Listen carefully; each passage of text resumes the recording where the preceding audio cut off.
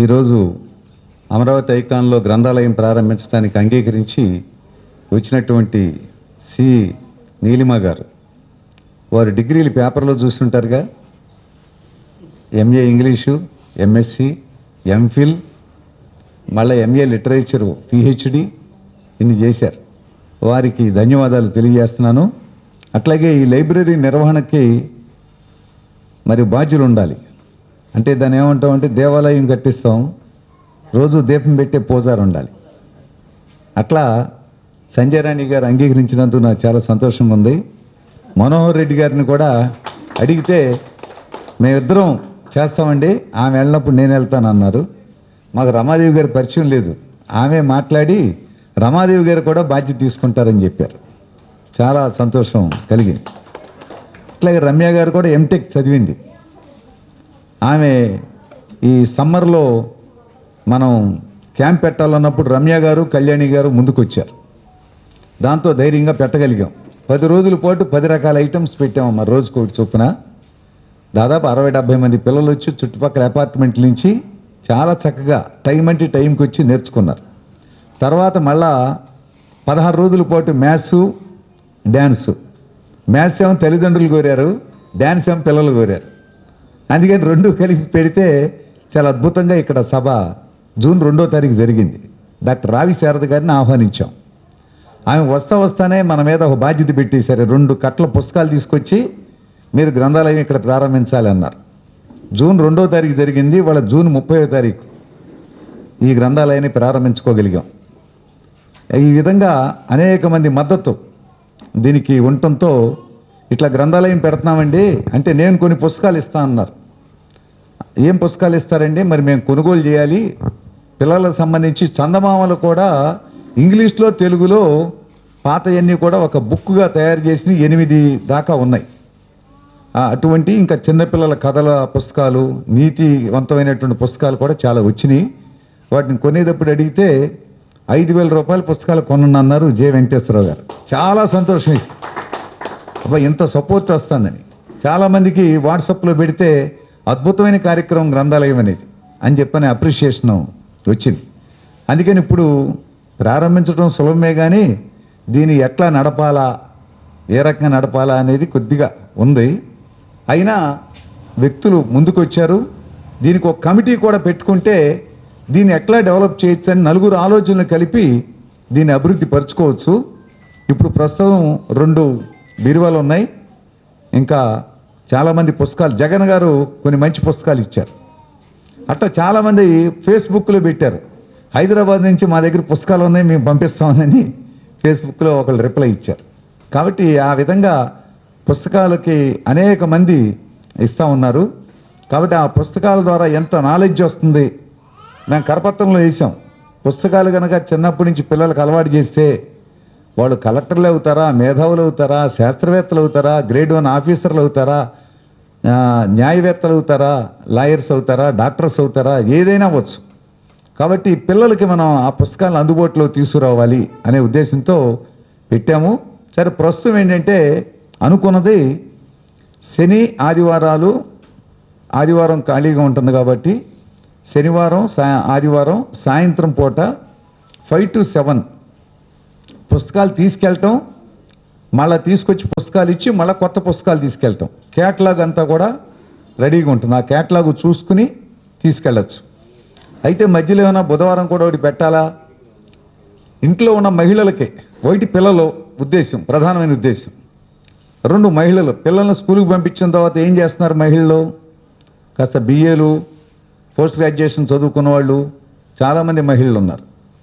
వాళ్ళు నాకు తెలిసినంత వరకు టీవీ, సెల్కే ఎక్కువ. వాళ్ళు కూడా మరి టైం పాస్ కావాలి, ఇంట్లో పనులు చేసుకుంటారు.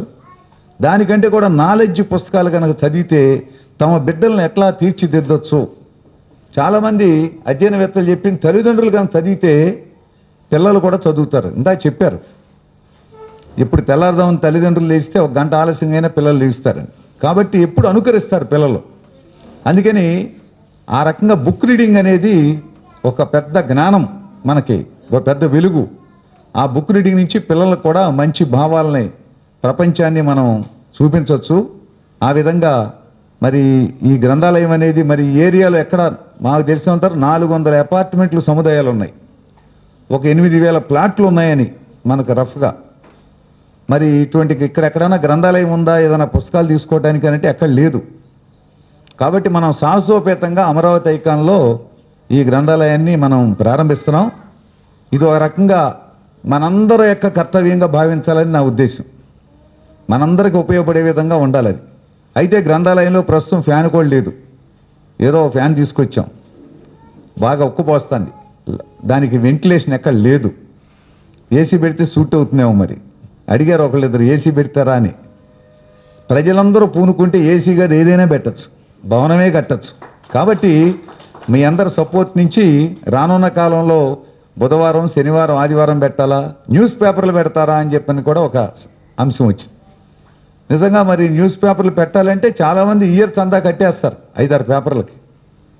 కానీ దాన్ని మరి ఉదయం నుంచి సాయంత్రం దాకా మెయింటైన్ చేయలేక టైం ప్రకారం.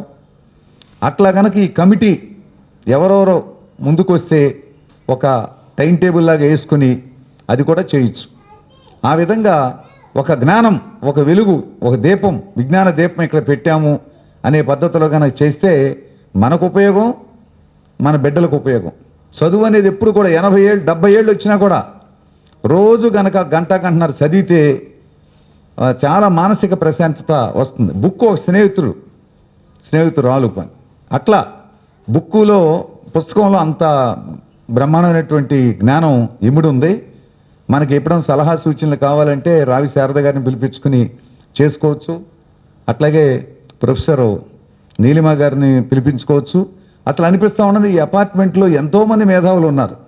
ఆ మేధాశక్తి వాళ్ళ ఉద్యోగానికి ఉపయోగపడుతుంది, కానీ చుట్టుపక్కల ఉన్న సమాజానికి ఉపయోగపెట్టాలి కదా అని అనిపిస్తూ ఉంటుంది నాకు. చుట్టుపక్కల సమాజానికి కూడా ఉపయోగిస్తే సమాజం ఎంత అభివృద్ధి అవుతుంది, ఎన్ని మానవ విలువలు, ఎన్ని అభ్యుదయ భావాలు వస్తాయి. జగన్ గారు ఇందా పాడిన పాట చూస్తుంటే చాలా ఇన్స్పిరేషన్ అనిపించింది. ఆయన పాట పాడిందంటూ మా అబ్బాయి కూడా అందుట్లో ఉన్నాడు అనిపించింది. నడువు నొప్పి, నాకు 70 ఏళ్ళు, నాకు ఏ నొప్పి లేదు, మా వాడికి 45 ఏళ్ళు నడువు నొప్పి అంటున్నాడు. మరి ఏమిటిది? అంటే కంప్యూటర్ రంగంలో ఆ రకంగా మల్టీనేషనల్ కంపెనీలు వర్క్ అప్పచెప్పి చేయిస్తారు. అందులో ఆ పాటలోనే వచ్చింది, పిల్లల్ని సాటిస్ఫై చేయడానికి వాళ్ళు ఎట్టగా చేయలేరు కాబట్టి పబ్లిక్ రెస్టారెంట్లు తీసుకెళ్ళి అలవాటు చేసేస్తారు, ఎంత డబ్బుని ఖర్చు పెట్టేస్తారు. కానీ ఉండాల్సిన హ్యాబిట్స్ నేర్పరు పిల్లలకి, వాళ్ళకి టైం ఉండదు. అందుకని మనం పరాయీకరణ అయిపోతున్నాం. మన కుటుంబం, మన బిడ్డలను ఎట్టా అనేది కాకుండా ఎవరో చెప్పినట్టుగా మనం చేస్తున్నాం. అది వాళ్ళ సమాజంలో జరుగుతున్న పని. మనం ₹1,00,000 జీతం అంటాం నెలకి.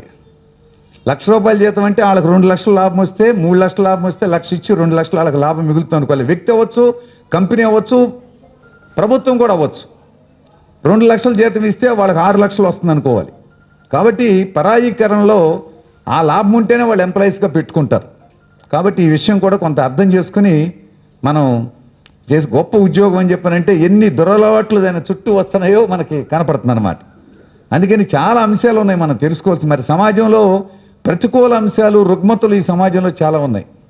నిరుద్యోగం భయంకరంగా పెరుగుతుంది. ప్రపంచంలోనే ఎక్కువ నిరుద్యోగం భారతదేశంలో ఉందని అనేక మంది అధ్యయనవేత్తలు చెబుతూ ఉన్నారు.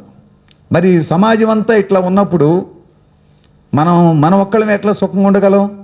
సమాజంలో కరోనా వ్యాపించింది, ఎంత భయంకరంగా కరోనా మన భయపెట్టింది. సమాజంలో కరోనా ఉంటే ఏమన్నా ఈ కులం ఆ మతం అని ఆగుతుందా? అందుకని సమాజంలో ఉన్న రుగ్మతల్ని కొంతైనా తొలగించి మనం అభ్యుదయ భావాలని పెంపొందించాలి. అప్పుడే సమాజం ముందుకెళ్తుంది.